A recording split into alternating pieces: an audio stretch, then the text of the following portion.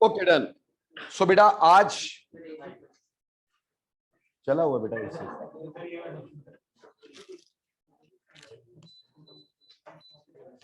सो बेटा आज हम थ्योरीज ऑफ बॉन्डिंग के बारे में पढ़ेंगे। आपने 3 तरह के केमिकल बॉन्ड मेरे साथ पढ़ लिए। फिजिकल बॉन्ड्स हमेशा बाद में पढ़े जाएंगे क्योंकि इसमें बहुत सारी चीजें लगती हैं, पोलैरिटी वगैरह, जो कि बॉन्डिंग की थ्योरी जाने बगैर नहीं आएंगी। तो सबसे पहले हम डिस्कस करेंगे थ्योरीज ऑफ बॉन्डिंग। ये बॉन्डिंग क्यों होती है, ठीक, व्हाई वी हैव बॉन्डिंग, ये चैप्टर ही क्यों बना, थ्योरीज ऑफ बॉन्डिंग, बॉन्डिंग की थ्योरी। देखो बेटा, जब बॉन्डिंग की थ्योरी की बात करते हैं, ठीक, थ्योरीज ऑफ बॉन्डिंग की बात करते हैं, तो सबसे पहली बात क्या होती है हमारे पास, जो ऑक्टेट थ्योरी वो हम कर चुके हैं, है ना। तो सबसे पहली थ्योरी हम पहले ही कर चुके हैं, जिसको बोलते हैं Kossel and Lewis theory of octets and ड्यूप्लेट्स,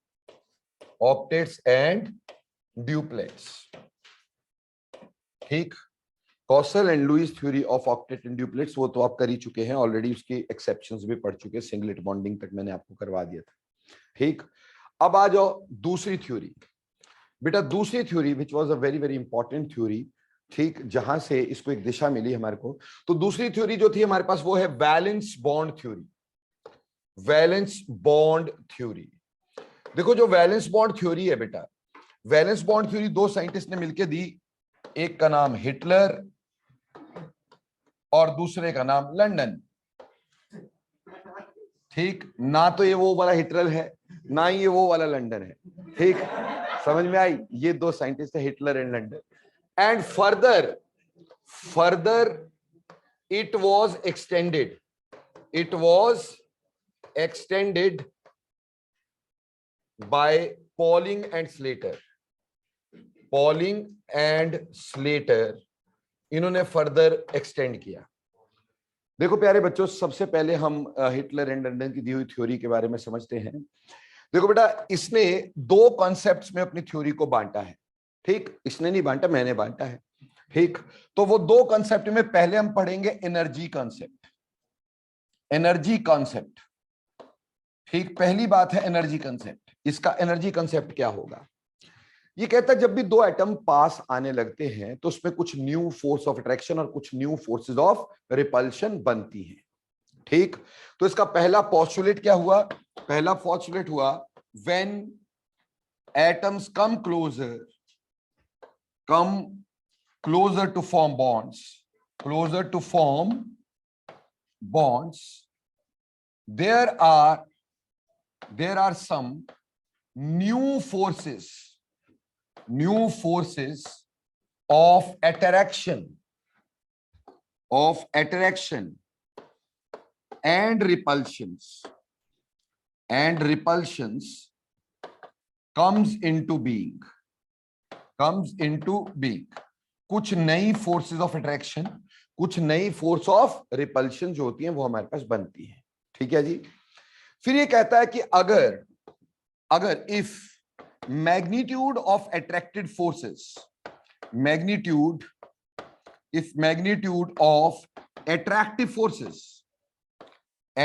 forces, अगर अट्रैक्टिव फोर्सेस का मैग्नीट्यूड रिपल्सिव फोर्सेस की मैग्नीट्यूड से ज्यादा हो या लगभग बराबर हो, ठीक। अट्रैक्टिव फोर्सेस का magnitude is more than repulsive forces, ठीक, बराबर भी हो सकता थोड़ा बहुत, even then bond can be formed, ठीक। बॉन्ड्स कैन बी फॉर्म्ड, ठीक है। और तीसरी बात ये बोलता है कि अगर if magnitude of repulsive forces is greater than, अगर मैग्नीट्यूड रिपल्सिव फोर्सेस का greater than attractive forces, then bonds cannot be formed। इसको समझने के लिए हम एक एग्जाम्पल लेते हैं, ठीक।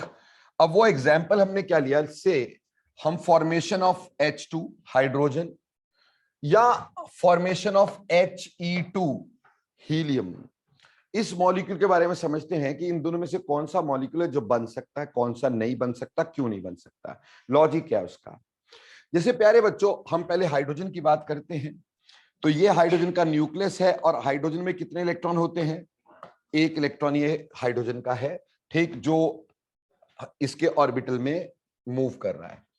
ये दूसरा हमारे पास हाइड्रोजन एटम है और इसका ये इलेक्ट्रॉन है जो यहां मूव कर रहा है। Now when these both atoms come closer to form a bond, so there are some new forces of attraction formed. वो नई फोर्स ऑफ अट्रैक्शन कौन सी होगी? इस इलेक्ट्रॉन और इस न्यूक्लियस के बीच में फोर्स ऑफ अट्रैक्शन हुई कि नहीं?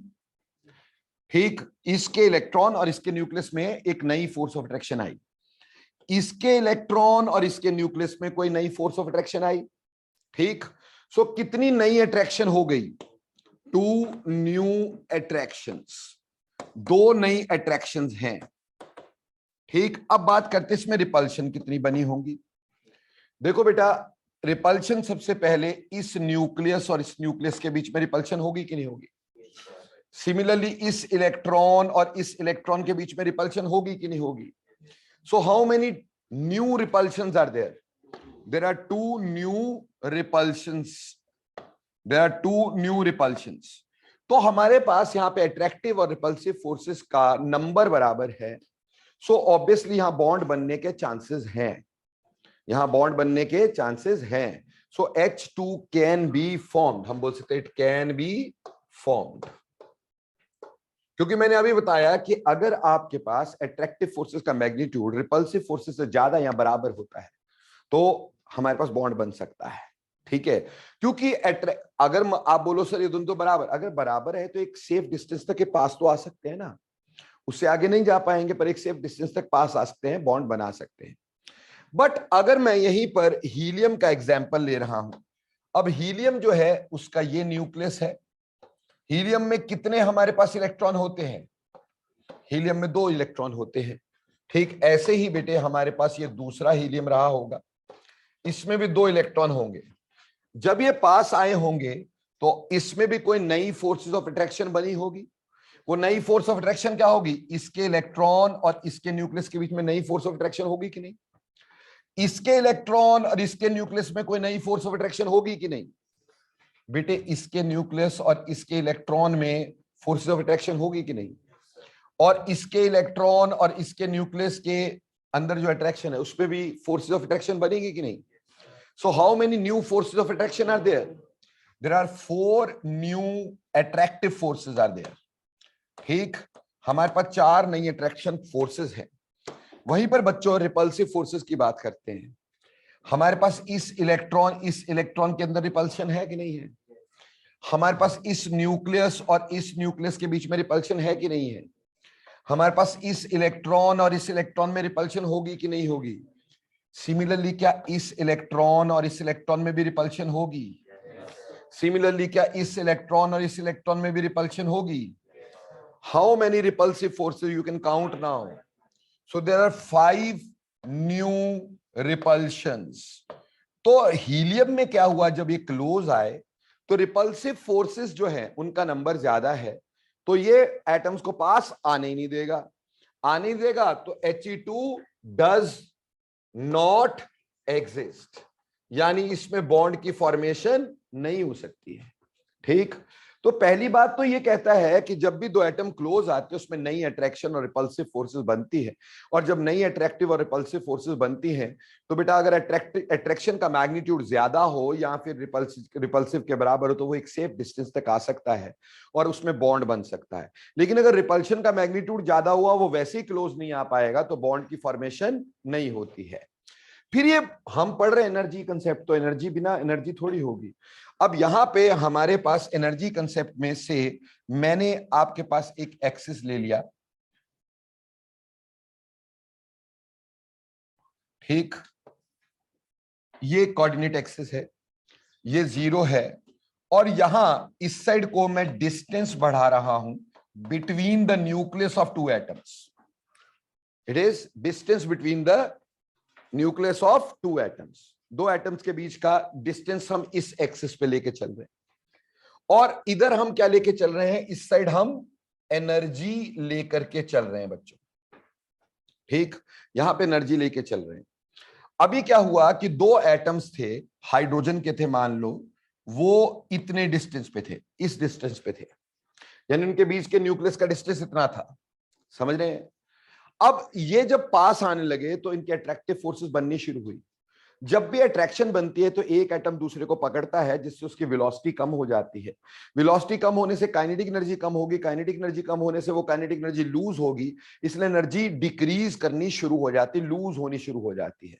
तो व्हेन दे कम क्लोजर, तो जब ये क्लोज आना शुरू करते हैं, व्हाट हैपेंस, इनकी एनर्जी डिक्रीज करनी शुरू कर देती है। लेकिन जब ये क्लोज आते रहते हैं तो अट्रैक्शन तो हो रही है, इसलिए क्लोज आ रहे हैं, क्लोज आते आते इलेक्ट्रॉन भी इलेक्ट्रॉन के पास आने लगेगा, न्यूक्लियस भी न्यूक्लियस के पास आने लगेगा, तो रिपल्शन भी बढ़नी शुरू हो जाएगी। इनिशियली अट्रैक्टिव फोर्सेस ज्यादा रहती होंगी और रिपल्सिव फोर्सेस कम रहती होंगी, बट ग्रेजुअली जब ये पास आएंगे तो रिपल्सिव फोर्सेस भी बढ़नी शुरू हो जाएगी। एक ऐसा पॉइंट आ जाएगा, जैसे जैसे पास आते रहेंगे अट्रैक्शन बढ़ रही है पर रिपल्शन भी बढ़ रही है, एक ऐसा पॉइंट आएगा जहां पे अट्रैक्टिव फोर्सेस और रिपल्शन फोर्सेस क्या हो जाएंगे, बराबर। जहां पर अट्रैक्टिव एंड रिपल्सिव फोर्सेस बराबर हो जाएंगी, वहां पे atoms are at the nearest possible distance. Clear हो गई? यानी मान लिया कि ये पॉइंट है मेरे पास, इस पॉइंट पर, इस पर्टिकुलर पॉइंट पर रिपल्सिव फोर्सेस का मैग्नीट्यूड, रिपल्सिव फोर्सेस का मैग्नीट्यूड अट्रैक्टिव फोर्सेस के बराबर हो गया, ठीक, अट्रैक्टिव फोर्सेस के बराबर हो गया। तो यहां एटम्स जो होंगे दे विल बी क्लोजेस्ट, यहां पे एटम विल बी क्लोजेस्ट, उनके न्यूक्लियस में मिनिमम डिस्टेंस होगा। अगर मैं इससे आगे ले जाने की कोशिश करूंगा तो क्योंकि रिपल्सिव फोर्सेस बढ़नी शुरू हो जाएंगी, बहुत ज्यादा हो जाएंगी और प्रीडोमिनेंट हो जाएंगी। रिपल्सिव फोर्सेस प्रीडोमिनेंट होगी तो एक दूसरे को धक्का मिलेगा, धक्का मिलने से एनर्जी बढ़ेगी, तो ये एनर्जी ग्रेजुअली बढ़ती चले जाएगी, ठीक, इस तरह से करके एनर्जी बढ़ती चले जाएगी। समझ में आई बात कि नहीं आई? तो आपने देखा कि हमारा एटम जो है वो मैक्सिममली इस डिस्टेंस पर क्लोजेस्ट आ सकता है। किस डिस्टेंस पर? इस डिस्टेंस पर क्लोजेस्ट आ सकता है, यानी यहां से यहां तक ये उसका क्या हो जाएगा, bond length, that is distance between the nucleus of two bonded atoms. अब एटम हमारे नियरेस्ट है, नियरेस्ट पॉसिबल, क्योंकि हमें एनर्जी को हमेशा कम करना है। बोलता है बॉन्ड तभी बनता है कि एनर्जी अगर क्या हो, कम हो जाए, ठीक, और एनर्जी कम होगी तो स्टेबिलिटी क्या होगी, ज्यादा। तो स्टेबिलिटी को बढ़ाना है तो उसको मिनिमम एनर्जी पे लेके आना है, तो मिनिमम एनर्जी यहां पर हुई है ना भाई। सो मिनिमम एनर्जी यहां पर हुई, इसके कॉरेस्पॉन्डिंगली ये इसकी मिनिमम एनर्जी हो गई बेटा। समझ में आई बात? पहले इनकी एनर्जी क्या थी, 0, अब ये एनर्जी इतनी हो गई, यानी कम हो गई, तो सिस्टम की स्टेबिलिटी क्या हो गई, ज्यादा हो गई। तो ऐसे समय पे they will be having a stable bond and the atoms will be closest as possible as they can be. जितने क्लोज आ सकते थे उतने क्लोज आ गए, उससे आगे नहीं जाएंगे क्योंकि उससे आगे जाने से एनर्जी बढ़ रही है। तो यहां से यहां तक हमारे पास जो आया, 0 से एनर्जी यहां तक, ये एनर्जी कम हुई यानी डिक्रीज हुई। ये जो एनर्जी डिक्रीज हुई इसको बोलेंगे बॉन्ड एनर्जी। क्या बोलेंगे, बॉन्ड एनर्जी। तो प्यारे बच्चों यहां पे ये बॉन्ड एनर्जी हमें मिल गई, तो कहता जब भी दो एटम क्लोज आते हैं उसमें अट्रैक्टिव और रिपल्सिव फोर्सेस बनती हैं। अगर रिपल्सिव फोर्सेस का मैग्नीट्यूड ज्यादा हो तो वो कभी क्लोज ही नहीं आ पाते, बॉन्ड बन ही नहीं पाते। बट अगर अट्रैक्टिव फोर्सेस का मैग्नीट्यूड और नंबर बोल लो, आपके पास अट्रैक्टिव फोर्सेस और रिपल्सिव फोर्सेस का नंबर या तो बराबर हो या अट्रैक्टिव फोर्सेस ज्यादा हो, तब एटम क्लोज आते हैं। और क्लोज भी एक डिस्टेंस तक आ सकते जहां पे उसकी एनर्जी क्या होगी, मिनिमम होगी। उससे आगे वो अगर आएंगे तो रिपल्सिव फोर्सेस प्रीडोमिनेंट हो जाएंगी और उसकी वजह से एनर्जी बढ़नी शुरू हो जाएगी। तो ये मैक्सिमम क्लोज यहां तक आएंगे, यहां पे बॉन्ड बन जाएगा, यानी बॉन्ड बनते हुए एनर्जी रिलीज होती है। तो ये कहता है bond is formed because energy is released. ये बोलता है bond is formed, bond is formed to release energy and become most stable, got it or not? ये एनर्जी कंसेप्ट था। लेकिन बेटा अकेला एनर्जी कंसेप्ट ही नहीं उसने दिया हमारे को, एक दूसरा कॉन्सेप्ट दिया। बोलो एनर्जी कंसेप्ट क्लियर हो गया आपको? इस पे बेटा 2021 में नीट में क्वेश्चन आ गया, इसी ग्राफ को दिया गया, इसमें इसकी कुछ वैल्यू दी गई, इसकी कुछ वैल्यू दी गई, बोला ये क्या रिप्रेजेंट कर रही है, उस पूछा नीचे बॉन्ड एनर्जी कितनी होगी और बॉन्ड लेंथ कितनी होगी, वो यहां से पता चलना था आपको। बोलो क्लियर? चलिए अब चलते हैं, अगला कॉन्सेप्ट इसका है जिसको बोलते हैं ऑर्बिटल ओवरलैप कॉन्सेप्ट। क्या बोलते हैं? Orbital overlap concept. तो नेक्स्ट कॉन्सेप्ट जो इसमें पढ़ते हैं इसी में, ऑर्बिटल ओवरलैप कंसेप्ट। ठीक, मैंने इसको दो अलग अलग पार्ट में कर दिया है। ठीक, हिटलर लंदन ने नहीं किया था, मैंने अपने अलग से दो पार्ट कर दिए इसके, ताकि आपको समझ आना आसान हो जाए। अब इसमें ओवरलैप कंसेप्ट में ये क्या क्या चीजें बोलता है, देखो बेटा, सबसे पहली बात तो ये बोलता है कि only valence shell electrons take part in bond formation, inner electron remains undisturbed. क्या बोलता है? Only valence shell electrons take part in bond formation, inner electrons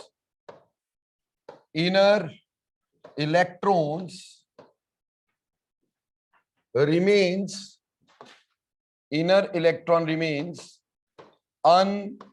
undisturbed. ठीक, only valence shell electron take part in bond formation, ठीक, and inner electrons remains undisturbed. Clear हो गई बात? इसीलिए इसको वैलेंस बॉन्ड थ्योरी बोला गया। सिर्फ वैलेंस शेल के इलेक्ट्रॉन पार्टिसिपेट कर रहे हैं, तभी तो वैलेंस बॉन्ड थ्योरी बोला गया, कि वैलेंस में ही, वैलेंस इलेक्ट्रॉन के ही क्या बनते हैं? बॉन्ड बनते हैं।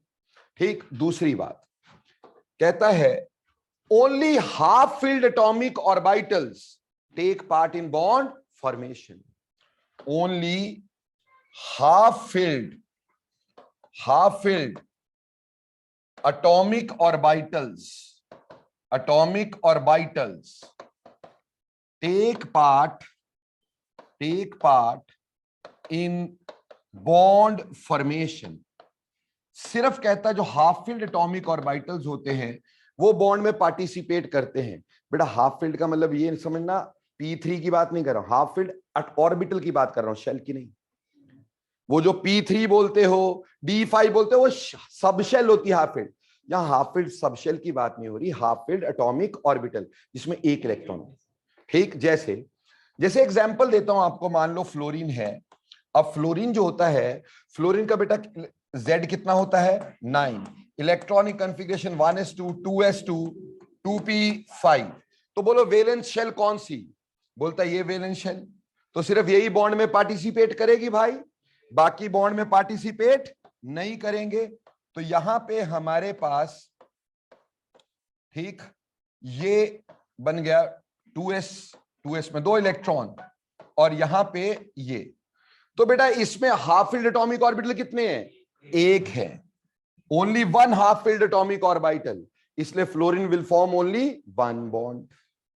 ठीक, वो एक ही बॉन्ड बनाएगा, दो बॉन्ड नहीं बनाएगा, क्योंकि उसमें एक ही हाफ फील्ड एटॉमिक ऑर्बिटल है। Similarly if you talk about oxygen, ठीक, ऑक्सीजन का Z कितना है प्यारे बच्चों? 8। तो इसकी कॉन्फ़िगरेशन क्या हो गई?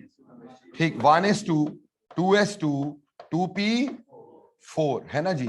तो इसमें हम लिखते हैं ऐसे करके, ये 2s2 और यहां पर 1 2 3 4। Now how many half filled atomic orbitals are present?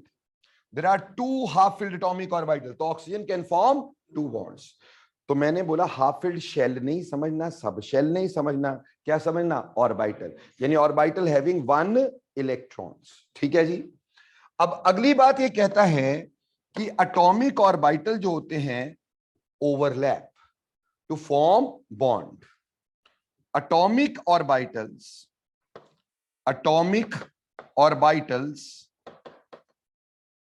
having, या आप इधर सीधे लिख लो half filled atomic orbital having electrons in opposite spins opposite spins overlap to form a bond. एक बॉन्ड बनाने के लिए हाफ फिल्ड एटॉमिक ऑर्बिटल जो होते हैं वो ओवरलैप करते हैं और बॉन्ड बनाते हैं। जैसे प्यारे बच्चों, मान लो हमारे पास एक हाइड्रोजन ये था और उसका इलेक्ट्रॉन मैं इस स्पिन में शो कर रहा हूं। दूसरा हाइड्रोजन जब इसके पास आया तो उसका इलेक्ट्रॉन इस स्पिन में होगा, ठीक, यानी ऑपोजिट स्पिन में होंगे और ये आपस में ओवरलैप कर जाएंगे, ऐसे करके ओवरलैप करेंगे और इसमें ये जो इलेक्ट्रॉन है, now this will be like this, ठीक है जी, ये कॉमन क्लाउड में आ गए इलेक्ट्रॉन्स। तो ऐसे ओवरलैप हो जाता है एटॉमिक ऑर्बिटल जिसमें कि इलेक्ट्रॉन ऑपोजिट स्पिन्स में है, वो आपस में क्या करते हैं, सेम स्पिन वाले इलेक्ट्रॉन कभी भी पेयर थोड़ी करेंगे बेटा, ऑपोजिट स्पिन वाले करेंगे, तो स्पिन वैसे भी चेंज हो जाती है, आपको पता ही है ये बात। हम ऐसा तो बोलते नहीं ना कि एक स्पिन ऐसी रहेगी, ठीक, जब बॉन्ड बन रहे होते स्पिन एक दूसरे के अकॉर्डिंगली चेंज हो जाती है। बोलो क्लियर? अब रही बात अगली, लास्ट बात कहता है more is the extent of overlap stronger is the bond. More is extent of overlap, जितना एक्सटेंट ऑफ ओवरलैप ज्यादा होगा, more is extent of overlap, stronger is the bond, stronger is the bond. इसके बारे में ज्यादा ज्ञान आगे बखारेंगे, ठीक है ना। बोलता है जितना ओवरलैप ज्यादा होगा बेटा स्ट्रेंथ ऑफ बॉन्ड उतनी ज्यादा होगी। सिंपल बात है यार, मैंने इस मार्कर को 2 उंगलियों से पकड़ा तो क्या इतनी स्ट्रांगली पकड़ा जाएगा, और अगर मैंने पूरा ओवरलैप कर लिया तो भैया स्ट्रांगली पकड़ा जाएगा। तो ओवरलैप जितना ज्यादा होता है उतना स्ट्रेंथ ऑफ बॉन्ड क्या होती है, ज्यादा होती है। ये हिटलर एंड लंदन की थ्योरी थी। अब हम पढ़ेंगे polling, Slater and Ashwini sir extension, ठीक, यानी पॉलिंग स्लेटर का तो पढ़ाऊंगा ही, एक मैं अपनी तरफ से भी थोड़ी सी गुड्डी चढ़ा दूंगा, ठीक। तो बेसिकली इसमें कुछ चीजें ऐसी है बेटा जो आपको कभी कोई करवाएगा नहीं, नो बडी विल एवर, ठीक। किसी किताब में देख लो, किसी बुक में देख लो, किसी जगह पे देख लो, किसी के नोट्स देख लो, आपको ये नहीं मिलेगा। ये सिर्फ 5-6 की क्लासेस में सिर्फ, ठीक। तो ये अब हम polling and Slater, polling and Slater extension की बात करेंगे, पॉलिंग एंड स्लेटर एक्सटेंशन। और मैंने बोला बीच में मैं भी गुड्डी चढ़ा दूंगा, ठीक। अब देखो बच्चे क्या है, पॉलिंग एंड स्लेटर ने बोला था ओवरलैप 2 तरह के होते हैं, अश्विनी सर बोलते ओवरलैप 3 तरह के होते हैं, ठीक। समझ में आई? तो पॉलिंग एंड स्लेटर यानी जो तो आपकी किताबों में तो ओवरलैप 2 तरह के, पर आप स्पेशल टीचर से पढ़ने वाले स्पेशल स्टूडेंट्स है ना, तो हम ऑर्बिटल कितने तरह के ओवरलैप करवाएंगे, 3 तरह के, ठीक है जी। वो 3 तरह के ओवरलैप्स किस तरह के होते हैं, ये पॉलिंग स्लेटर ने बताया था कि ओवरलैप किस तरह के होते हैं, ठीक। तो उसमें एक होता है जिसको बोलते हैं सिग्मा बॉन्ड, सिग्मा बॉन्ड। बेटा सिग्मा ऐसे लिखते ना, ऐसे है ना, गोले की गोदी खींची हुई है ना, तो सिग्मा बॉन्ड एक हो गया, सिग्मा बॉन्ड। दूसरा होता है बेटा जी पाई बॉन्ड, ठीक। पाई ऐसे होता है भाई, ये पाई बॉन्ड, ठीक। ये 2 तो पॉलिंग स्लेटर ने बताए, एक चीज बाद में डिस्कवर हुई वो मैंने यहीं डाल देनी है, एक होता है डेल्टा बॉन्ड। अपने जितने सीनियर्स है ना जो और जगह पढ़ रहे उनसे जरा पूछना डेल्टा बॉन्ड क्या होता है, कैसे बनता है, कहां होता है। सो डेल्टा ऐसे लिखते ना, ठीक, गोदी तो खींची हुई पर दूसरी तरह की है ना, तो ये हमारे पास डेल्टा बॉन्ड हो गया। ये 3 तरह के बॉन्ड हमारे पास आए, sigma bond, pi bond and delta bond. अब सिग्मा बॉन्ड क्या है, सबसे पहले हम बात करेंगे सिग्मा बॉन्ड क्या होता है। बेटा sigma bond is formed by end to end overlap, sigma bond is formed by end to end overlap, overlap, end to end overlap. बेटा इसको एंड टू एंड ओवरलैप को प्यारे बच्चों हम लोग हेड ऑन ओवरलैप भी बोल देते हैं, हेड ऑन ओवरलैप, ठीक। एंड टू एंड ओवरलैप को हेड ऑन ओवरलैप भी बोल देते हो। तो पहली तरह का sigma bond is formed by end to end overlap. Sir कुछ समझ नहीं आया तो ध्यान से देखो, ठीक, किस तरह का आपका एंड टू एंड ओवरलैप हो सकता है? देखो बच्चे, हमारे पास ये एस था बेटा, स्फेयर की कोई साइड होती क्या? स्फेयर में तो सारे ही क्या होते हैं? एंड होते हैं। ठीक, तो ऑब्वियसली ये एंड से एंड का ओवरलैप हो गया। ठीक है जी, यहां पे एस और ये भी एस, और इसके बीच में बॉन्ड बना सिग्मा। कौन सा बॉन्ड बना? Sigma, end to end overlap. इसी तरह से अगर मान लो ये एस है, एस स्फेरिकल होता है कि नहीं? है ना जी। और पी कैसा होता है? Dumbbell shape. तो भैया पी ऐसा बन गया। ठीक, ये पी ऐसा बन गया। अब यहां पे एस से पी का क्या बना?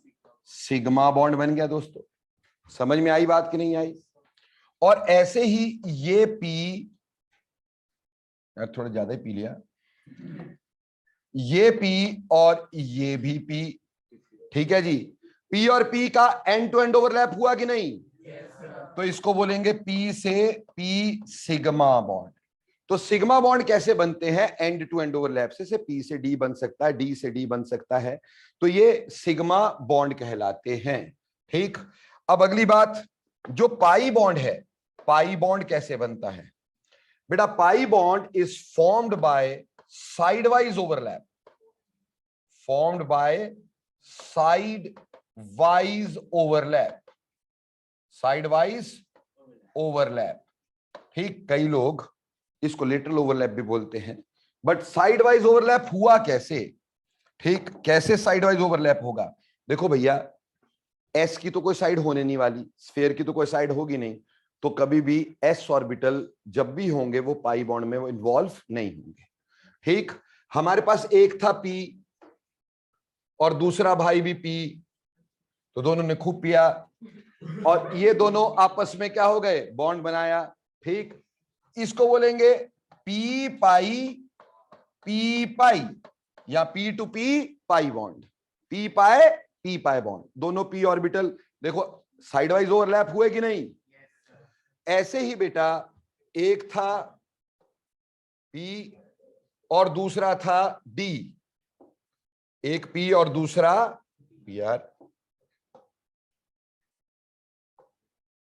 ये लो, ठीक, एक पी और दूसरा डी, पर साइड वाइज ओवरलैप हुआ कि नहीं? तो ये पी पाई डी पाई कहलाया। This is p pi d pi. इसी तरह से प्यारे बच्चों,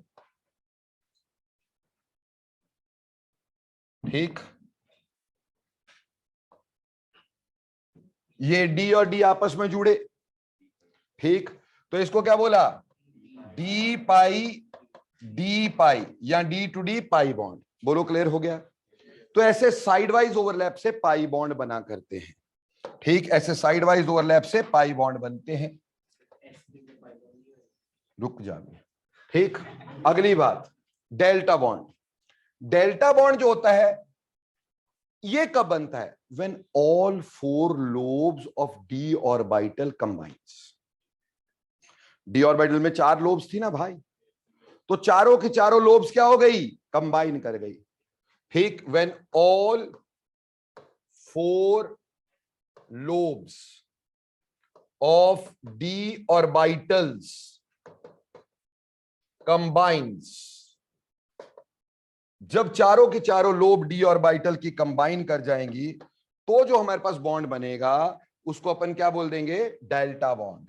जैसे प्यारे बच्चों, एक ऑर्बिटल ये डी, ऐसे ही एक ऑर्बिटल ये डी, मैंने क्या किया? इसको तो ओवरलैप किया ही किया और इनको भी ओवरलैप किया। ठीक है, कैसे? ऐसे हो गया ना, ऐसे, और ये ऐसे ओवरलैप हो गया। चौथे वाला लोब अपने आप लगा लेना, मेरे पास और उंगली नहीं। ठीक, तो ऐसे करके हो गया ना भाई, समझ में आई? तो जब चारों लोब्स कंबाइन कर जाएंगी तो उसको क्या बोलेंगे?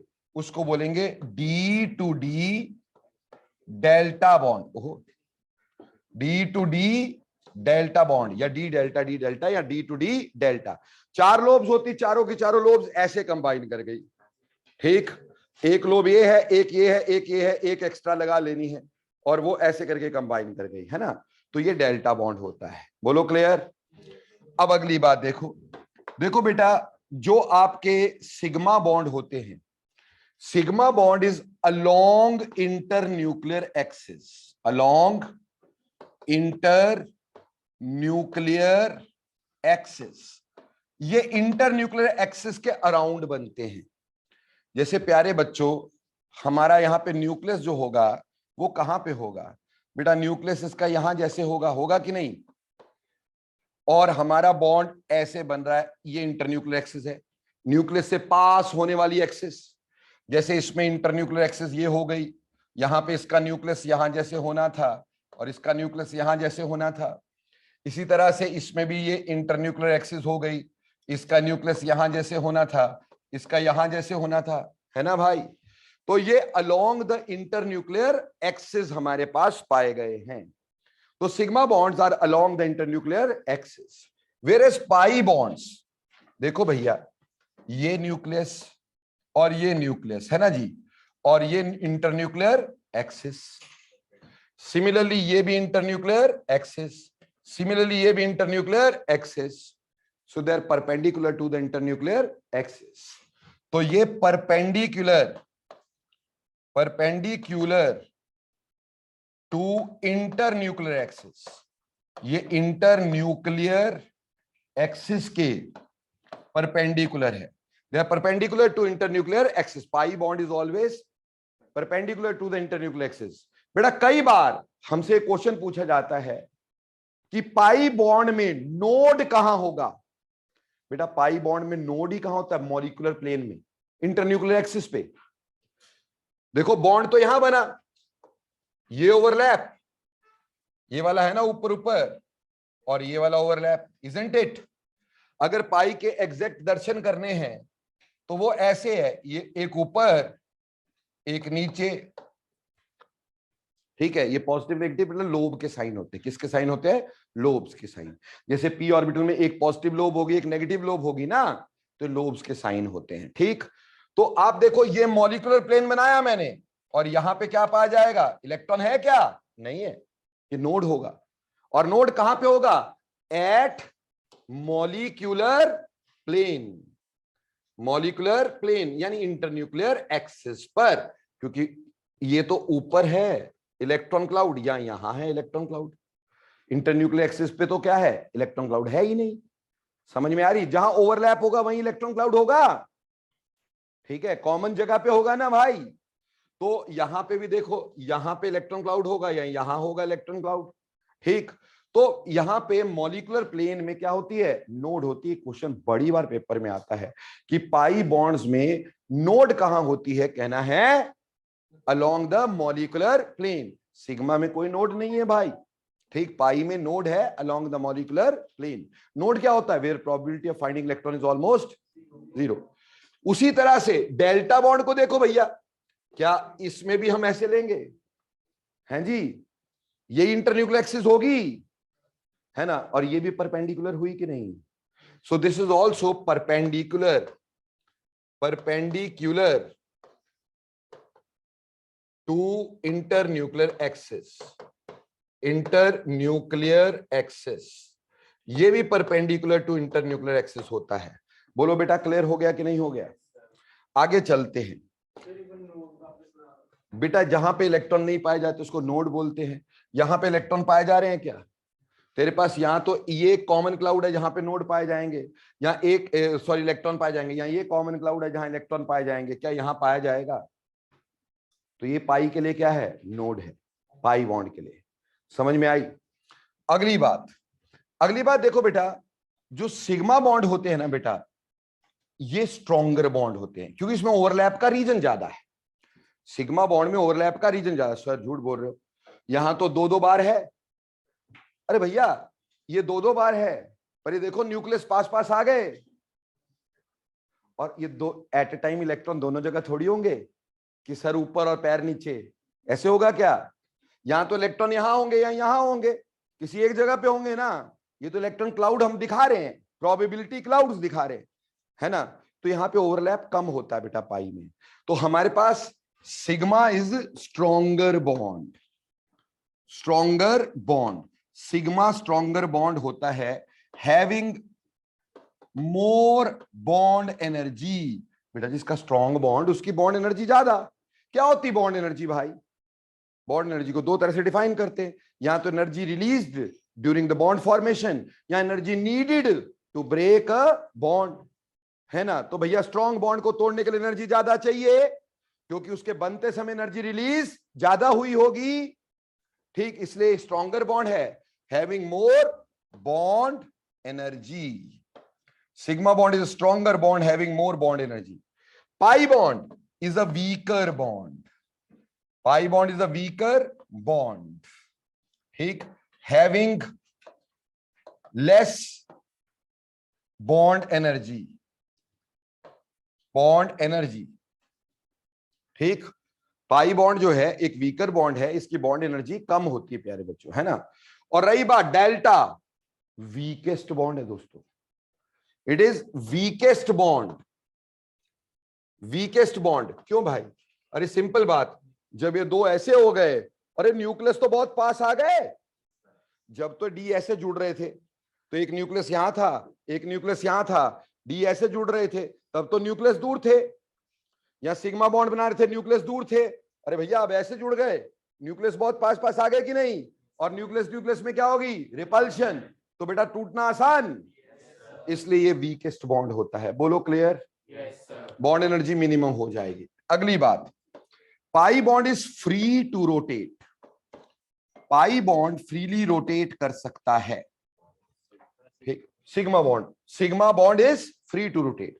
सिग्मा बॉन्ड ऐसे फ्रीली रोटेट करता है, ऐसे करके ना फ्रीली रोटेट करता है, यानी कि जो भी हम बॉन्ड बताते हैं ना, हम बॉन्ड को लाइन से शो कर देते हैं, है ना, वो ऐसे करके रोटेट कर सकता है, यानी वो ऑर्बिटल ऐसे ऐसे ऐसे ऐसे घूम सकते हैं।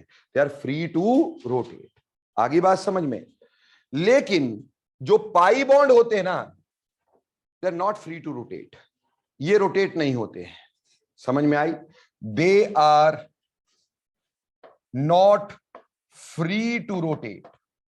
फ्री टू रोटेट, ये रोटेट नहीं हो सकते बेटा। बेटा आगे जाके ना जब आप मेरे साथ ऑर्गेनिक पढ़ोगे तो इसकी महामाया समझ में आएगी कि रोटेशन का मतलब क्या था। वहां पे एक चीज पढ़ाते कन्फर्मेशंस, कन्फर्मेशन होती फ्री रोटेशन की वजह से। एक चीज पढ़ाते ज्योमेट्रिकल आइसोमेरिज्म, वो होता ही किसकी वजह से? अगर रोटेशन फ्री ना हो तो, ठीक। तो हमें पता चलना चाहिए भी कहां पे फ्री रोटेशन कहां पे नहीं। तो भैया sigma is free to rotate, pi is not free to rotate, so as delta is also not free to rotate, not free to rotate। ये रोटेट करने के लिए फ्री नहीं होते, सिर्फ सिग्मा बॉन्ड ही होता है जो फ्रीली रोटेट कर जाता है। बोलो क्लियर? अगली बात बेटा, सिग्मा बॉन्ड जब भी कोई पहला बॉन्ड बनता है वो सिग्मा ही बनता है। आफ्टर ऑल इलेक्ट्रॉन खींचने किसने भाई? न्यूक्लियस ने। तो भैया पहले न्यूक्लियस की तरफ से फोर्स लगेगी कि नहीं? तो इलेक्ट्रॉन किसके पास आएंगे? न्यूक्लियस के पास, तो वो इंटरन्यूक्लियर एक्सिस पे ही आएंगे। इसलिए पहला बॉन्ड जब भी बनता है वो सिग्मा बनता है। सिग्मा के ऊपर जो सेकंड बॉन्ड बनता है, अब एक ऑर्बिटल तो यूं ओवरलैप हो गया ना, एक ऑर्बिटल ने यूं ओवरलैप कर लिया, क्या अगले ऑर्बिटल यूं ओवरलैप कर सकते हैं आप? बोलो, एक ऑर्बिटल ये था साइड वाइज ओवरलैप हो गया। अब बाकी ऑर्बिटल क्या ऐसे ओवरलैप कर पाएंगे? वो तो ऐसे ही खड़े हुए ना। समझो यार, ये पी एक्स है तो ये पी वाई, अब पी वाई कैसे आ जाएंगे? और पी जेड कहां है? हाँ निकले हुए, समझ रहे हैं ना? ऐसे समझ लो, ठीक, समझ रहे मेरी बात?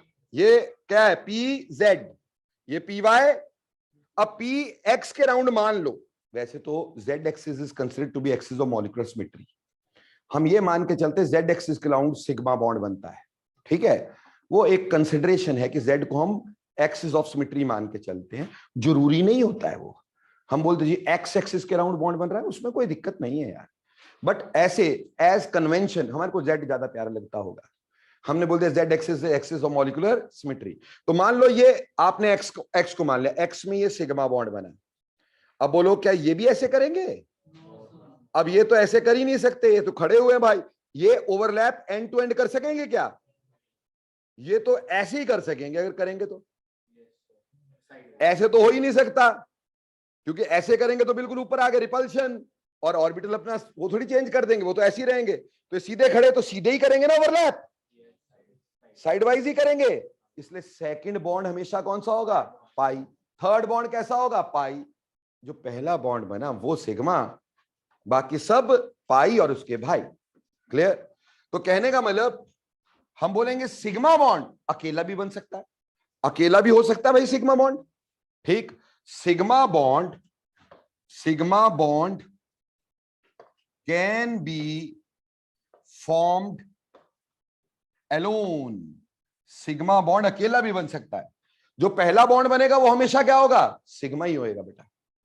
Pi is always formed over sigma. अगर एक सिग्मा बनेगा तब दो ऑर्बिटल पास आएंगे, अगर एक सिग्मा बनेगा तब ये दो ऑर्बिटल पास आएंगे ना भाई। ये सिग्मा बन गया बॉन्ड है ना, ओवरलैप हो गया, अब ये पाई पास आए, एक दूसरे को अट्रैक्ट किए और इसमें क्या बन गया? बॉन्ड बन गया। समझ में आई बात? पर ये ओवर द सिग्मा ही बनेगा ना, तो pi is always formed after the sigma. Pi is always formed after sigma, after sigma. यानी पहला बॉन्ड जब भी होगा वो कौन सा होगा? सिग्मा। उसके ऊपर जो सेकंड बॉन्ड बनेगा वो पाई, उसके ऊपर जो थर्ड बॉन्ड बनेगा वो पाई। ठीक, बात समझ में आई? पक्का? तो सिग्मा बॉन्ड जो होता है वो पहला बॉन्ड होता है, पाई उसके ऊपर बनते हैं। ठीक, पाई कभी भी पहले नहीं बनता। लेकिन ना 2021 में एक क्वेश्चन फिर से आया, बोला किसमें सिर्फ पाई बॉन्ड है, सिग्मा है ही नहीं। अब हमने बोला पहले तो सिग्मा बनता है, फिर ऐसा कौन सा मॉलिक्यूल है जिसमें सिग्मा है ही नहीं बट पाई है? ऐसा भी होता है, पर वो आगे एक थ्योरी है मॉलिक्यूलर ऑर्बिटल थ्योरी, उससे एक्सप्लेन किया जाता है C2। C2 is a hypothetical molecule, C2 is a hypothetical molecule, C2 carbon 2। ठीक, उसमें सिर्फ और सिर्फ क्या होता है? पाई, उसमें सिग्मा होती ही नहीं। वो आगे एक्सप्लेन करेंगे बेटा। ठीक, फिलहाल पाई हमेशा बाद में बनता है। डेल्टा, बेटा डेल्टा एलोन तो बन सकता है, पर जब मेटल से मेटल कंबाइन करे तो। ये मेटल और मेटल का बॉन्ड होता है, जो ट्रांजिशन मेटल होते हैं ना, ट्रांजिशन मेटल, वो जब कंबाइन करते हैं आपस में तो डेल्टा बॉन्ड बना लेते हैं। ठीक, can be formed in special conditions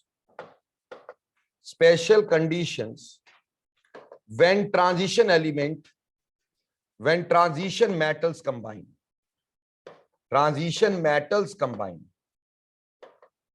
जब ट्रांजिशन मेटल कंबाइन करते हैं और भी चीजें इसके साथ होती हैं, ठीक, तब जाके वो डेल्टा बॉन्ड बनाते हैं। समझ में आ गई बेटे बात? अगली बात, क्योंकि हमारे पास पहला बॉन्ड सिग्मा होगा, पाई तो उसके ऊपर ही बनेगा, तो जो मॉलिक्यूल की शेप या ज्योमेट्री होती है ना, वो सिर्फ सिग्मा की वजह से होती, पाई की वजह से नहीं होती। ठीक, सिर्फ सिग्मा ही बॉन्ड जो होते हैं वो मॉलिक्यूल को शेप या ज्योमेट्री देते हैं। तो आप बोलोगे ओनली सिग्मा डिटरमिन्स शेप्स और geometries of a molecule,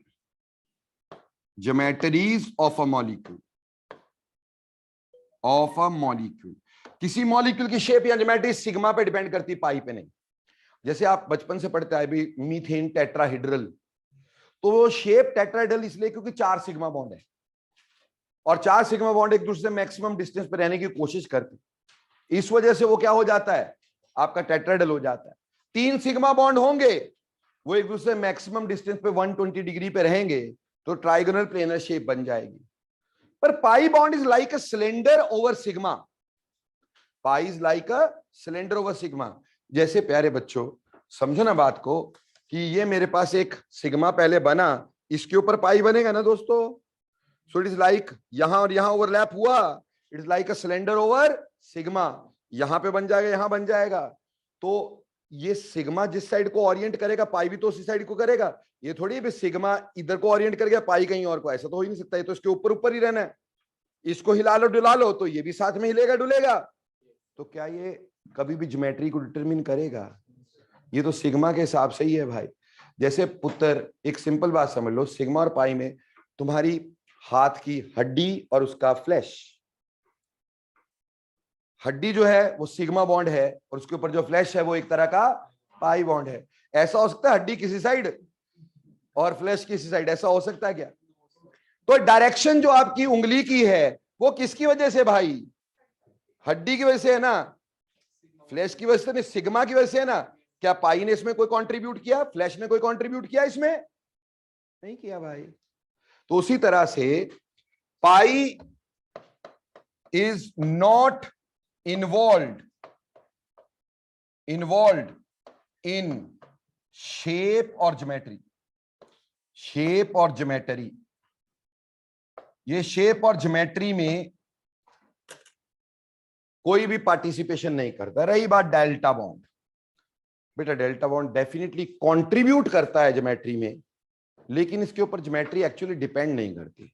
this one of the bond like sigma bonds, ठीक, तो ये कंट्रीब्यूट करता है बेटा, ठीक, तो इट कंट्रीब्यूट्स, लेकिन ये शेप ऑलरेडी बनी होती है, उसी के बीच में बनता है बेसिकली, ठीक। तो हम ये तो कह सकते हैं contributes in geometry, contributes in geometry, ये ज्योमेट्री में कंट्रीब्यूट करता है बच्चों, ठीक। आगे जाके बढ़ोगे तुम लोग इसको, ठीक, but not much.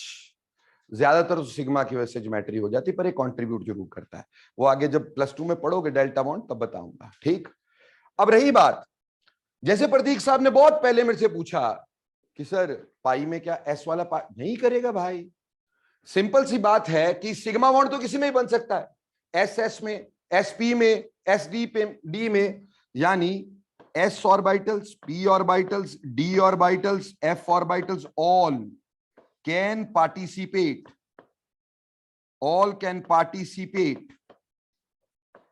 in sigma bond। Sigma bond तो किसी में बन सकता है, s से s में बन सकता है, s से p में बन सकता है, p से d में बन सकता है, लेकिन बेटा पाई बॉन्ड कभी s में नहीं बनेगा, क्योंकि s की तो साइड ही नहीं है, ठीक। s और s में कभी भी पाई बॉन्ड नहीं बनेगा, या s जहां पे भी इन्वॉल्व होगा वहां पे पाई बॉन्ड नहीं बनेगा, ठीक। तो आप बोल सकते p d f can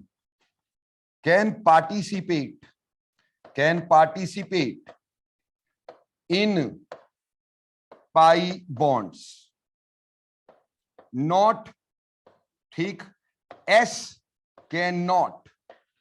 s orbital जो है वो सिग्मा बॉन्ड नहीं बना सकते भाई, क्योंकि स्फेरिकल है, उसकी कोई साइड ही नहीं है। क्लियर हो गई बात? अब आ जाओ भैया, जो डी ऑर्बिटल्स है, देखो बेटा ये बनेगा ही किसमें? ना s में ना p में। भैया 4 लोब चाहिए ना, तो 4 लोब या तो d में या f में है, तो delta bond can be formed in d और f ऑर्बिटल्स। d और f ऑर्बिटल्स में हमारे डेल्टा बॉन्ड भाई साहब बन सकते हैं। बोलो बेटा यहां तक क्लियर?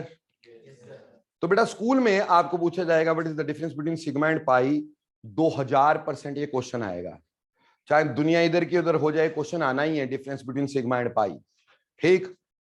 वहां डेल्टा मत लिखना शुरू कर देना, ठीक। सिग्मा पाई पूछा उतना ही लिखना बस, बहुत ठीक। डेल्टा मैंने एक्सटेंड किया इधर, ठीक, मैंने आपको बोला ना थोड़ा अश्विनी सर एक्सटेंशन है ना, तो बाकी सिग्मा पाई ये पॉलिंग एक्सटेंशन थी। हाँ जी जनाब, क्या पूछ रहे हो? जो एफ ऑर्बिटल्स का डेल्टा बॉन्ड होता है उसके अंदर 4 ही करते हैं या फिर उसमें जो 4 ही लोब होती है उसमें भी यार, ठीक, 4 ही लोब होती है उसमें, ज्यादा लोब नहीं होती है उसमें, हर लोब के ऊपर एक सिलेंडर होता है बस, तो उसमें 4 ही लोग पार्टिसिपेट करते हैं।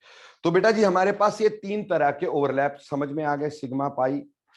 अब प्यारे बच्चों इसमें ना अब बात करते हैं स्ट्रेंथ ऑफ बॉन्ड्स की, कौन ज्यादा स्ट्रॉन्ग।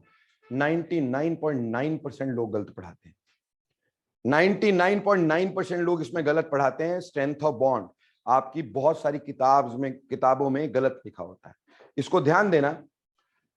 जब आपसे बोले स्ट्रेंथ ऑफ बॉन्ड, जब आपसे पूछें स्ट्रेंथ ऑफ बॉन्ड कि कौन सा ज्यादा स्ट्रांग है कौन सा वीक है, बेटा सबसे पहले p to p head on सबसे स्ट्रांग बॉन्ड है। हेड ऑन कौन सा होता है भाई? सिग्मा, यानी पी टू पी सबसे स्ट्रांग बॉन्ड होता है। P to p sigma bond is strongest. Clear? उसके बाद S2P हेड ऑन, इसमें तो होना ही सिग्मा है ना भाई, इसमें तो लिखने की लोड ही नहीं है, S हो गया तो क्या है सिग्मा। ठीक, उसके बाद S2S सिग्मा, जबकि लोग उल्टा बढ़ाते दोस्त, लोग बोलते हैं S2S ज्यादा स्ट्रॉन्ग। मैं प्रूव करूंगा अभी ऐसा क्यों होता है, इट इज विद प्रूफ। देखो भाई, अपन कोई चीज बोलेंगे ना तो बिना प्रूफ के बोलेंगे नहीं। ठीक, तो P2P हेड ऑन यानी P2P सिग्मा सबसे स्ट्रॉन्ग, फिर S2P और फिर S2S, फिर आई पाई बॉन्ड की बारी। बेटा पाई बॉन्ड में भी उठा सीधा बढ़ाते दोस्त, D2D पाई सबसे स्ट्रॉन्ग, D2D पाई सबसे स्ट्रॉन्ग पाई में। उसके बाद P2D पाई, F की अभी हम डिस्कशन नहीं कर रहे, F इसको इन्वॉल्व नहीं कर रहे, वो बहुत वीक में चला जाएगा। ठीक, तो क्योंकि बेसिकली मैं इतना बता देता हूं, F ऑर्बिटल्स वाले जो होते हैं ज्यादातर आयनिक बॉन्ड्स बनाते हैं यार, कोवलेंट बॉन्ड बनाते कहां है, तो उसको इन्वॉल्व करने की ज्यादा जरूरत हमारे को है ही नहीं। तो हमारे पास P2P हेड ऑन सबसे ज्यादा, फिर S2P, फिर S2S, फिर D2D पाई, फिर D2P पाई, और फिर लास्ट में P2P पाई। और सबसे वीकेस्ट क्या बताया आपने, D2D डेल्टा। ठीक, क्यों है ऐसा, वेरी सिंपल, ध्यान देना बच्चा, सब लोग इधर देखो। बच्चे इसको प्रूव कर रहे हैं कि यही ऑर्डर है, सर ने जो पढ़ाया यही ऑर्डर है। लोग पहले S का पढ़ाते, फिर S2P, फिर P2P, और यहां पे भी उल्टा चलते, बोलते जी P पाई सबसे स्ट्रॉन्ग, फिर P पाई D पाई, फिर D पाई लड्डू। देखो बेटा, सबसे पहले अगर मैं ये बनाता हूं तो मेरे पास ये ऐसे ओवरलैप होगा कि नहीं होगा, है ना, पहले ओवरलैप बना रहे। इसमें अगर ओवरलैप बनाऊंगा तो क्या मेरा ओवरलैप कुछ ऐसा होगा,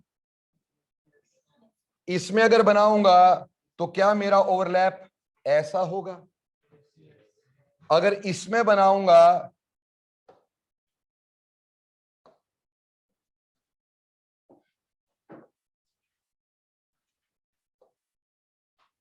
क्या मेरा ओवरलैप ऐसा होगा, अगर मैं इसमें बनाऊंगा, ठीक,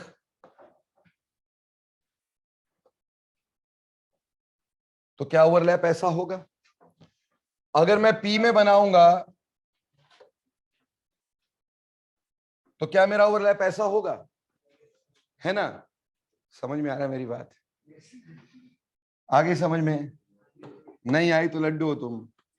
ये न्यूक्लियस, ये न्यूक्लियस, यहां पे न्यूक्लियस, यहां न्यूक्लियस, ये न्यूक्लियस, ये भी न्यूक्लियस, यहां न्यूक्लियस, यहां न्यूक्लियस।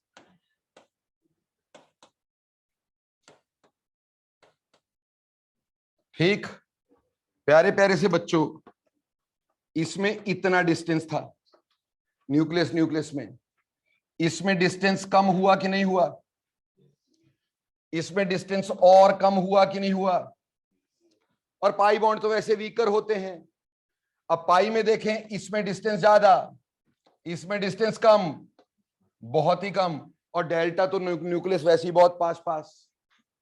तो प्रूव्ड बियॉन्ड डाउट कि सर क्यों बोल रहे हैं P2P सबसे स्ट्रॉन्गेस्ट होता है, क्योंकि उसमें न्यूक्लियस के बीच में मैक्सिमम डिस्टेंस होता है, तो रिपल्शंस क्या होंगी, मिनिमम होंगी। और इस वजह से बेटे आपका P2P head on will be the strongest sigma bond, then S2P and then S2S, then D2D pi। D2D इसलिए ये टेढ़े हैं, टेढ़े होने की वजह से ये भी टेढ़ा, ये भी टेढ़ा, ये भी टेढ़ा, तो न्यूक्लियस दूर रह जाएंगे ना। यहां पे सीधा हो गया, ये टेढ़ा होने से थोड़ा न्यूक्लियस दूर रहेगा, ये तो दोनों सीधे हैं, तो न्यूक्लियस पास आ जाएंगे कि नहीं, तो इस वजह से ऐसा होता है। बोलो क्लियर, ये तो पहला हो गया। अगर हम सिग्मा पाई के हिसाब से देख रहे, पहले ये सिग्मा, ये भी सिग्मा, ये भी सिग्मा, फिर पाई पाई पाई, लास्ट में डेल्टा। तो ये तो हो गया आपका बॉन्ड की स्ट्रेंथ। अब अगली बात चलते भाई, अगर मान लो मेरे पास आ जाए 1s 1s 1s 2s 1s 3s 1s 4s, बोलो किसकी स्ट्रेंथ ज्यादा होगी, नहीं बेटा, यहाँ पे 1s की स्ट्रेंथ ज्यादा होगी। ठीक, उसका रीजन क्या होगा बेटे? 1s दोनों छोटे होंगे, डेफिनेटली न्यूक्लियस पास होगा, लेकिन बेटे न्यूक्लियस इलेक्ट्रॉन्स को भी अट्रैक्ट करेगा और छोटे साइज में बॉन्ड हमेशा क्या बनेगा? ज्यादा अच्छा बनेगा।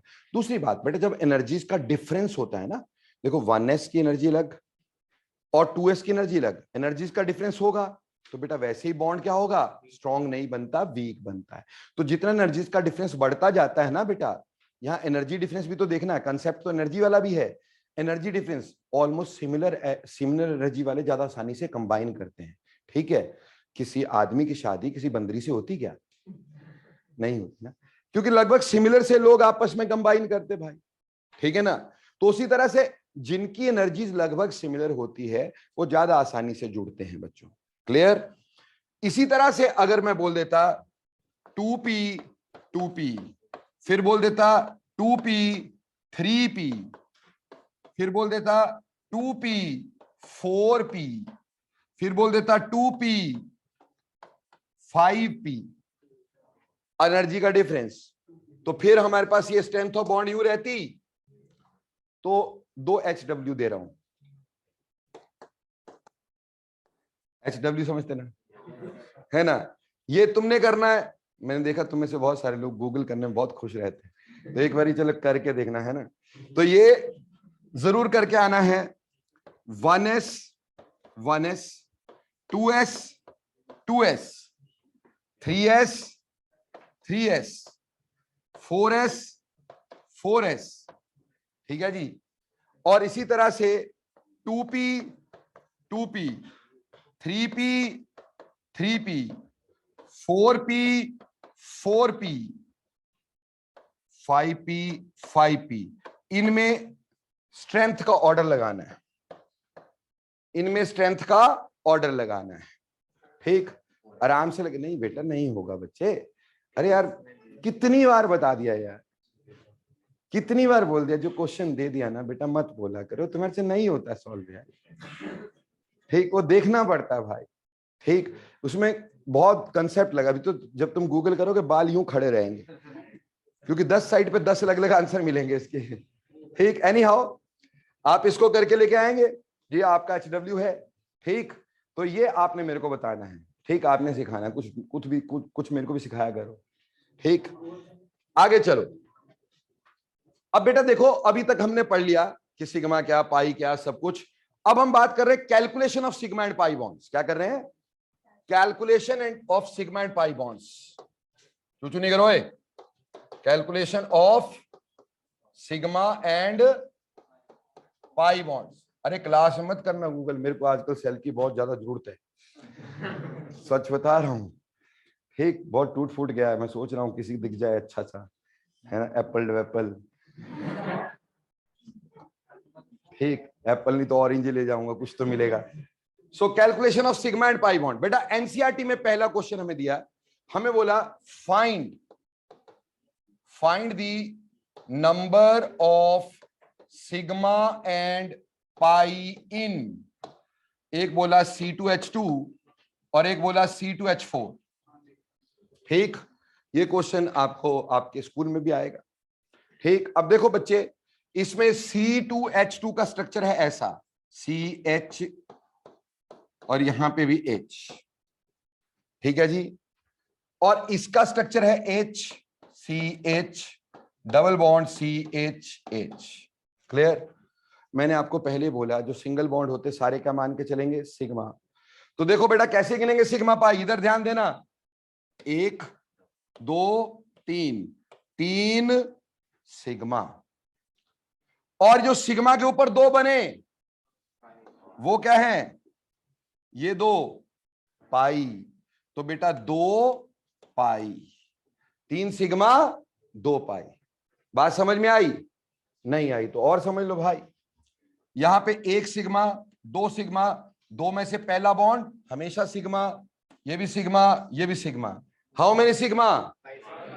5 sigma. And how many pi? 1 pi. बात समझ में आई? तो ऐसे करके सिग्मा पाई गिनते। अब ये तो छोटे मोटे बच्चों वाली बात है, थोड़ा सा कुछ बड़ा हो जाए, है ना? ठीक, मान लो अब मेरे को एक मॉलिक्यूल दिया डबल बॉन्ड सी एन का होल ट्वाइस, और यहां पे भी सी एन का होल ट्वाइस। इसमें बोला कैलकुलेट करो सिग्मा एज वेल एज पाई। देखो प्यारे बच्चों, थोड़ा सा इधर ध्यान दे दो, इसका मॉलिक्यूल बनाना पड़ेगा। सी डबल बॉन्ड सी, यहां पे C triple bond N, C triple bond N, और यहां पे भी सी ट्रिपल बॉन्ड एन, और यहां पे भी सी ट्रिपल बॉन्ड एन। ठीक, पूछा भाई कितने सिग्मा कितने पाई। हमने सिग्मा गिनने शुरू किए, 1 2 3 4 5 6 7 8 9, 9 सिग्मा। कितने पाई? 2 2 4 5 6 7 8 9, 9 पाई।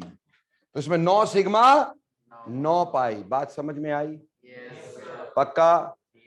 एक और देखते हैं, C double bond C M, C triple bond O, C triple bond O, C triple bond O, C triple bond सी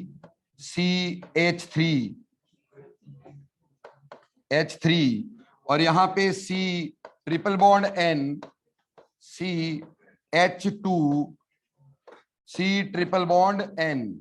बोला कैलकुलेट करो जी सिग्मा और फिर करो उसके पाई। देखो बेटा, इसको थोड़ा सा ऐसा देख लो ध्यान से, है ना, कुछ नहीं, ऐसा आराम से समझ लो पहले तसल्ली से।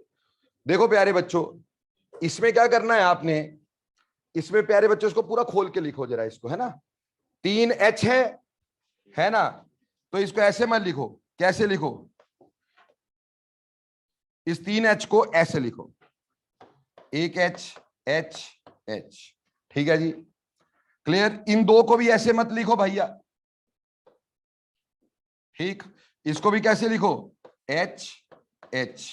अब कैलकुलेट करो सिग्मा पाई।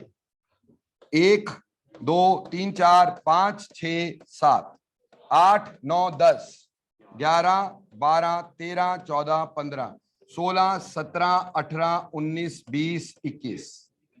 ठीक है जी, 21 क्या हो गए बेटा? कैलकुलेट करते हमेशा ऐसे काटे जरूर मारना, नहीं तो कोई ना कोई सिग्मा रह जाएगा। ठीक, नंबर वहीं ढह जाएगा। समझ में आई? अब पाई कैसे लिखोगे भैया? ठीक, क्या आएंगे? 2 2 4 5 6 7 8 9 10 11 12 13, कितने हो गए भाई? 13 पाई। बोलो समझ में आई? पिछली भी चले गई। अगला मॉलिक्यूल देखेंगे, देखना कितना मजेदार है। आपको बोला फिनाइल, ठीक, CH डबल बॉन्ड C2H5 चू चू करने वाले ये है। अब इसमें पूछा कि कितने सिग्मा कितने पाई। बेटा फिनाइल जो होता है बेंजीन रिंग होता है। फिनाइल क्या होता है? Benzene ring. देखो फिर ये कैसा बनेगा।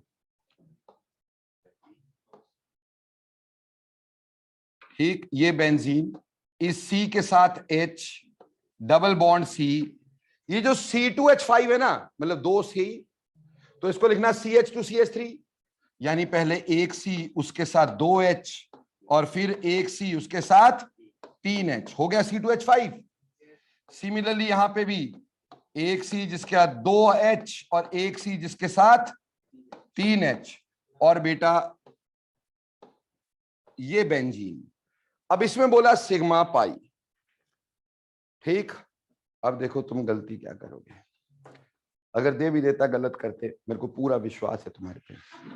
ठीक, देखो यहां से शुरू करते सिग्मा। 1 2 3 4 5 6 7 8 9 10 11 12 13 14 15 16 17 18 19 20 21 22 23, है ना।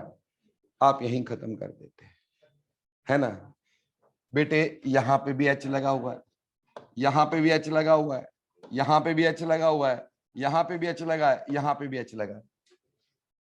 भाई सिंपल बात, कार्बन के 4 बॉन्ड बनते कि नहीं?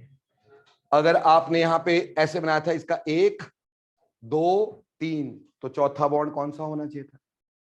H तो हम दिखाते नहीं इसमें। हाँ, यहां एच नहीं होगा क्योंकि यहां पे 1 2 3 4 बॉन्ड ऑलरेडी बने थे। तो जहां कार्बन के 3 बॉन्ड होंगे वहां एच तो पक्का होगा, और वो दिखाएंगे नहीं। तो 23 पहले हो गया था भाई, 23 के बाद 24 25 26 27 28 28 सिग्मा। बोलो समझ में आई? आया समझ में? और पाई कितने हुए? 1 2 3 और 4, तो 4 पाई। तो 28 सिग्मा 4 पाई। बोलो समझ में आई? बेंजीन रिंग में जहां पे कोई और ग्रुप जुड़ा है वहां एच मत लगाना, जहां बेंजीन रिंग में कार्बन खाली है वहां एच जरूर लगाना। बोलो क्लियर? एक स्पेशल टाइप ऑफ क्वेश्चन करते बेटा, क्वेश्चन पूछा गया, ठीक, बोलते हैं calculate the sigma and pi in enolic form, enolic form of acetone, enolic form of acetone. ठीक, देना अपने इस सीनियर को, है ना, बोला जी इनोलिक फॉर्म इन एसीटोन में सिग्मा पाई बताने। एसीटोन क्या होती है सर, ये तो बता दो। CH3 C double bond O CH3, ये कैसीटोन है, ये एसीटोन है। ठीक, दिस इज एसीटोन, ये एसीटोन होता है। अब इसको अगर पूरी तरह से लिखना होता तो CHHH C double bond O CHHH। अब तुमने किसी सीनियर को बोला इनोलिक फॉर्म ऑफ एसीटोन में, है ना, सिग्मा पाई बताओ, वो फटाफट से इसकी इनोल फॉर्म बनाने लगेगा। बोलेगा देखो इसकी इनोल फॉर्म ऐसे बनाते हैं, CH3 COH double bond CH2, ये इनोलिक फॉर्म है। उस लड्डू को बोलना जरूरत नहीं है, क्योंकि जितने बॉन्ड इतने हैं ना इसमें, वही बॉन्ड इसमें होने, नंबर ऑफ बॉन्ड चेंज नहीं होते आइसोमर्स में, नंबर ऑफ बॉन्ड चेंज नहीं होते, इसकी जरूरत नहीं है, टाइम वेस्ट नहीं करने का। सिर्फ तुम्हें डराने के लिए लिख दिया इनोलिक फॉर्म। आइसोमरिज्म होगा ना तो नंबर ऑफ बॉन्ड्स का कोई फर्क नहीं होता, आप इसी से गिन लो। ठीक, कितने? 1 2 3 4 5 6 7 8 9, 9 सिग्मा 1 पाई। बोलो समझ में आई? तो इसमें इनोल बनाने की कोई जरूरत नहीं थी बच्चों, है ना। अगर इनोल में भी होते तब भी इतने ही होते। आइसोमरिज्म जब होता है ना तो नंबर ऑफ बॉन्ड्स में फर्क नहीं पड़ता, नंबर ऑफ बॉन्ड उतने रहते हैं। कई बार ना हमारे लड्डू बना देते, बोलते हैं ब्यूटेन के आइसोमेरिक फॉर्म, उन सभी में गिनो कितने कितने सिग्मा कितने कितने पाई। सब में सेम होंगे, और सबसे बड़ी बात उसमें पाई होगा नहीं, एन लगा ब्यूटेन, है ना, पाई होगा नहीं तो पाई 0। और नीचे ना जो ऑप्शन होती है ना 4, उसमें एक ही में दिया होता है पाई 0, बाकी में पाई 1 2 दिया होता है, बाकी सॉल्व करने की जरूरत ही नहीं, वही टिक होता है। तो थोड़ा सा भेजा इस्तेमाल करने का, क्वेश्चन इजीली आ जाते। क्वेश्चन में ना कंपटीशन में क्वेश्चन चीख चीख के बोल रहे थे मैं आंसर हूं मैं आंसर हूं, हम उसकी पुकार नहीं सुनते। ठीक, हम अपने लगे रहते सॉल्व करने। ध्यान से सुनो, क्वेश्चन खुद चिल्लाता है मेरा आंसर कहाँ है। ठीक, तो प्यारे बच्चों सिग्मा पाई गिनने आ जाएंगे। तो वैलेंस बॉन्ड थ्योरी समझ में आई आपको, उसका ऑर्बिटल कंसेप्ट और एनर्जी कंसेप्ट। कुछ यहां से शुरू किया था कि हमारे पास क्या बोलता है, when atoms come closer to form bonds, there are some new forces of attraction and repulsion which came into being. If magnitude of attractive force is more than repulsive forces, bond can be formed. If repulsive forces are more, bond cannot be formed. ये example दिया था। इसमें कई बार पूछ लेते He does not exist, why? हालांकि उसका answer आगे जाके और भी देंगे मॉलिक्यूलर ऑर्बिटल थ्योरी से। अगर आपका पेपर आने वाला है कल परसों, मेरे क्लास से पहले तो याद रखना कि हीलियम इसलिए एग्जिस्ट नहीं करता है, तो चलो एक अलग बात है, हीलियम में बॉन्ड ऑर्डर भी 0 आता है, वो आगे बताएंगे। बॉन्ड ऑर्डर 0 होता है इसलिए हीलियम एग्जिस्ट नहीं करता। एनी हाउ, आगे देखो एनर्जी कंसेप्ट समझ में आया कैसे होता है। उसके बाद हमारे पास ऑर्बिटल ओवरलैप कंसेप्ट समझ में आता है। उसके बाद बेटे हमारे पास सिग्मा पाई डेल्टा का आपको डिफरेंशिएशन करवाया मैंने, कोई दिक्कत है क्या इसमें? उसके बाद आपको मैंने स्ट्रेंथ बताई और 2 HW दिए। ठीक, और उसके बाद बेटे आपको मैंने सिग्मा पाई की कैलकुलेशन करवाई। तो आज के लिए इतनी कथा, आज के लिए इतना, क्षमा करना, मिलते हैं नेक्स्ट टाइम, ठीक, with the same class. Thanks a lot.